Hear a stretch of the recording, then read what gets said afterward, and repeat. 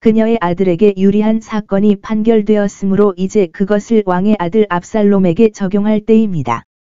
여기서 가면이 벗겨지기 시작하고 또 다른 장면이 펼쳐진다. 왕은 그의 겸손한 청원자가 갑자기 그의 책망자, 그의 변호인, 그의 아들 왕자의 변호인, 백성의 입이 되어 그를 대변하는 것을 보고 놀랐지만 전혀 불쾌하지 않았습니다. 그들의 감정. 그녀는 그의 용서와 인내심을 구하고 그녀가 더 말해야 할 것에 대해 12절 간청하고 말할 수 있게 되었습니다. 그녀는 압살롬의 경우가 그녀가 아들의 경우로 두었던 것과 사실상 같다고 생각한다. 그러므로 왕이 그녀의 아들을 보호하고자 한다면 비록 그가 그의 동생을 죽였다 하더라도 더욱이 그는 자신의 아들을 보호하고 그의 추방자를 집으로 데려와야 합니다. 13절 이름만 바꾸면 이야기는 당신에게 속합니다. 그녀는 압살롬의 이름을 짓지 않았고 그의 이름을 지을 필요도 없었습니다. 다윗은 그를 너무도 그리워했고 그를 너무 많이 생각하고 있었기 때문에 곧 추방자가 누구를 의미하는지 깨달았습니다. 그리고 이 두 말에는 왕의 부드러운 정신이 힘을 느꼈던 두 가지 주장이 있었습니다. 그러나 그는 당신이 버린 당신의 친아들, 당신의 일부, 당신이 사랑하는 아들입니다. 사실 압살롬의 경우는 그녀가 말한 것과 많이 달랐습니다. 압살롬은 성급한 정욕으로 그의 형제를 죽인 것이 아니라 악의와 오랜 원한으로 그의 형제를 죽였습니다. 증인이 없는 밭이 아니라 식탁에서 그의 모든 손님 앞에서. 압살롬은 그녀의 외아들이 아니었습니다. 다윗은 그보다 더 많은 자식을 낳았고 압살롬보다 최근에 태어난 한 사람이 그의 후계자가 될 가능성이 더 높았습니다. 그는 하나님께서 그를 사랑하셨기 때문에 그를 여디디아라고 불렀습니다. 그러나 다윗 자신은 사건의 차이에 대한 그의 발언에서 비판적이기에는 그 원인에 너무 잘 영향을 받았고 그가 그녀에 대해 내린 호의적인 판결을 그의 아들에게 가져오기를 그녀가 할 수 있는 것보다 더 원했습니다.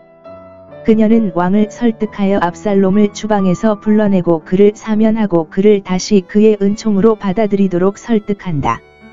그녀는 이스라엘 백성이 그에게 가졌던 관심을 간청한다.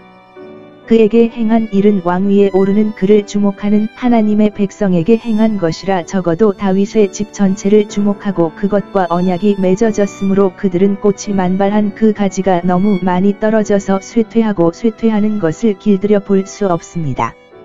그러므로 왕은 잘못된 사람처럼 말하는데 이는 그가 내 남편의 이름과 기억이 끊어지지 않도록 준비할 것이며 우리 1만 명보다 더 가치 있고 중요한 자신의 위험에 처하더라도 상관하지 않을 것이기 때문입니다. 그녀는 인간의 필멸성을 간청합니다. 14절 우리는 죽어야 합니다. 우리에게는 죽음이 정해져 있습니다.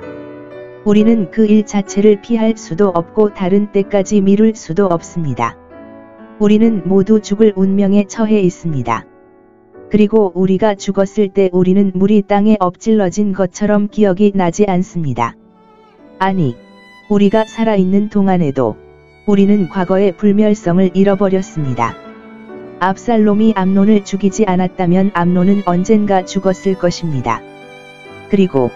그러나 그는 그것을 깨뜨리는 자들의 생명을 즉시 앗아가지 않고 그가 할 수 있는 것처럼 죄의 행위로 죄인들을 죽이지 않고 그들을 참고 견디며 은혜를 베풀기를 기다립니다. 하나님의 보복으로 압살롬은 살 수 있었습니다. 그렇다면 왜 다윗의 공의가 그에게 고통을 주지 않아야 합니까? 둘째로, 그들이 죄로 말미암아 하나님에게서 쫓겨났지만 영원히 쫓겨나거나 쫓겨나지는 않을 수 있도록 그분의 은총을 회복하기 위한 준비를 하셨습니다. 희생으로 죄인을 위한 속죄가 이루어질 수 있습니다. 문둥병자와 기타 의식상 부정한 자들은 추방되었으나 그들을 정결케 하기 위한 마련이 있어서 잠시 동안은 제외되었으나 마침내 추방되지는 않았다. 죄인의 상태는 하나님으로부터 추방된 상태입니다.